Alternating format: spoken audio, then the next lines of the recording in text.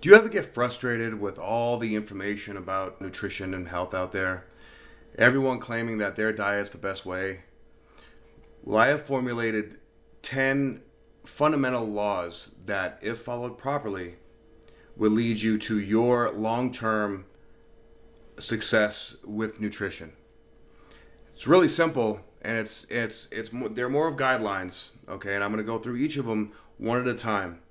All right, if you follow these, I promise you that you will lay the foundation for success, for nutrition, and health and wellness for the rest of your life.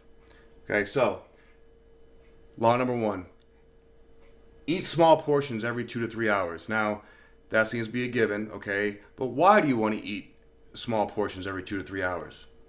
The reason is because when you take in small portions consistently, it revs up your metabolism, okay? And so think of a tank of gas, right? You're filling up your tank of gas about halfway, then it dips down a little bit, but then it comes back up a little bit more, and it keeps it even. And the body likes to be even, okay? When it dips up and down too much, then your hormones and your insulin start to spike and drop, and that's when the body starts to hold on to things because it doesn't know when it's going to get next. It goes into starvation mode. And you don't want starvation mode. You want consistency. Okay, so as the body adapts, which usually takes about 3 to 7 days when on a new plan, as it adapts, it starts to rev up the metabolism because it knows that it's getting nutrients. Okay, so eat small meals every 2 to 3 hours. Each meal has a protein, carb, and or fat source.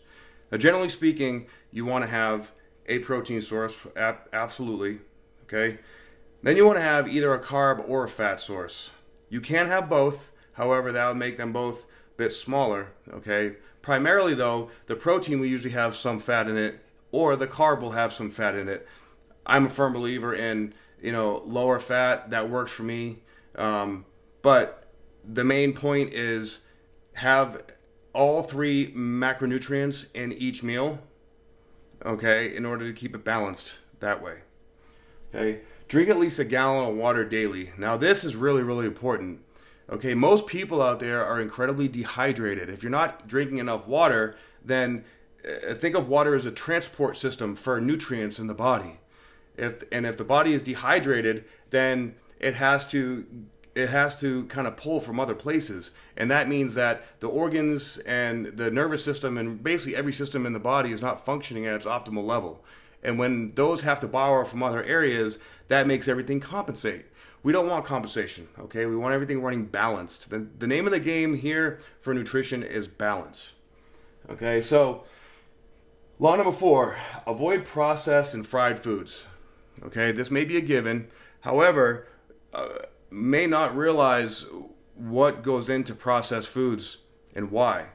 There are, of course, different levels or tiers of processed foods.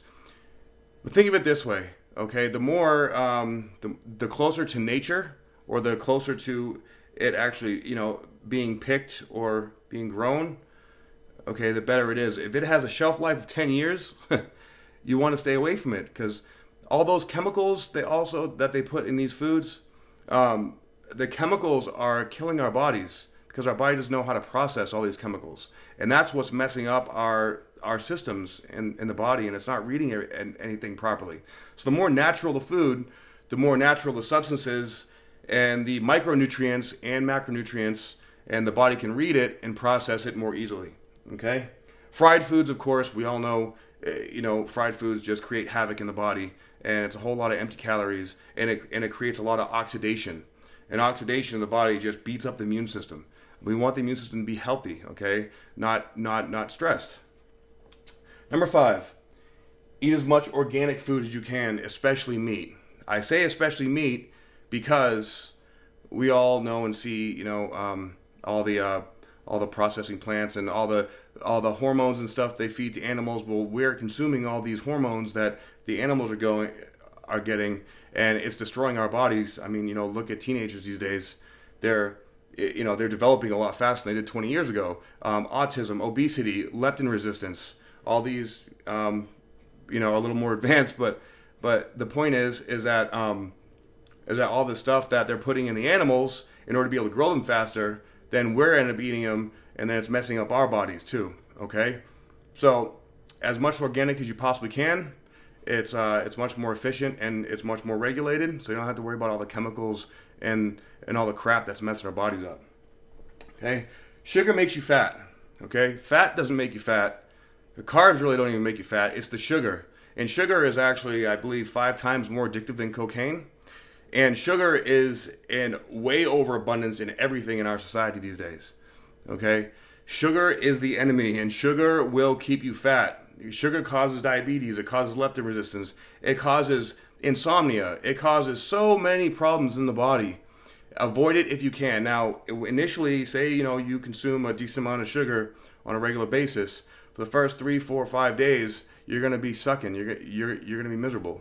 Okay, you stick that out though, and you're gonna feel 100 times better than you had since you started consuming all that sugar. So if it's your whole life, you're gonna feel a lot better.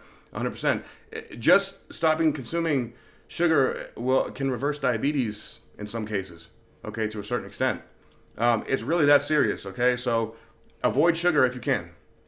If you absolutely cannot, if you're not strong enough, then moderation, okay? Everything in moderation, especially don't take in sugar at night before you go to bed. Okay, that's a really, really bad idea. Okay, also, artificial sweeteners give you cravings. The reason being is because artificial sweeteners signal the body to have a response like sugar will give you without the calories. So it's synthetic and the body cannot absorb that. So it's sending these mixed signals to the body. So what do you think happens to the body when it's getting all these confused signals? Okay? It causes indigestion. It causes bloating. It causes cramping. It causes inflammation in the gastrointestinal tract. Right? All these artificial sweeteners, they will make you crave sugar like crazy because you're basically telling your body that you're getting sugar, but you're not getting any. So then it sends signals to your brain, say, hey, give it to me now. And then it won't stop until you either consume more artificial sweeteners or you can actually consume a ton of sugar, and that's when the binging starts to happen. And binging is no good because that's a dangerous cycle that, especially as competitive athletes, we tend to get in that spot a little too often. So watch out for that, okay? That's one that can be a little sneaky. All right, number 8. If there are more than 3 ingredients in the other ingredients section, it's probably not good for you, and you probably want to stay away from it. Okay, the 3 ingredients, what I chose to put there is because, generally speaking, there are 3 primary preservatives that are required for a shelf life. So fungus and mold doesn't grow in it and whatnot. And anything beyond that, it's superfluous. We don't need it. They're just put it in there to enhance the flavor or to do something that's really unnecessary. Okay, so look in the other ingredients section. If there's more than 3 ingredients in that section, that's a good guideline to cut off. That's the threshold. Okay, so for processed foods, if it's a processed food and it has more than 3 ingredients, no bueno. Stay away. Okay. Number 9. Try new things. Now that may sound kind of redonkulous, but a lot of people I know will start a new diet and they'll eat the same thing 6-7 times a day out of convenience. And that's actually not a good idea. Because think about it. You're getting the same nutrients, micronutrients, macronutrients over and over and over again, which means that you're missing a whole spectrum of other nutrients. Okay, so with only getting those certain things, you're going to have deficiencies. Okay, you need to switch it up at least split it up into 2 different kind of things every other meal or something. Okay, just don't eat the exact same thing every single time. And also, pay attention about 1 to 3 hours after you're finished eating your meal to see how you feel. Okay, because the more that you do that and pay attention and learn your body, the more that you'll see how you adapt to different foods. Some foods may make you feel sluggish. Some may make you feel energized. Some may, make you feel, like you want to go run a marathon. Some may make you feel like you want to sleep. You never know until you pay attention to it. So try different foods, try different things, and then pay attention to how it makes you feel once you're finished with them. Okay? And number 10, Take one day off a week from dieting and let yourself have fun. Now, dieting shouldn't be difficult. You shouldn't be hungry all the time. All right. You shouldn't be so stuffed that you can't move. It should be balanced. It should be even. You should never be too hungry. You should never be too full.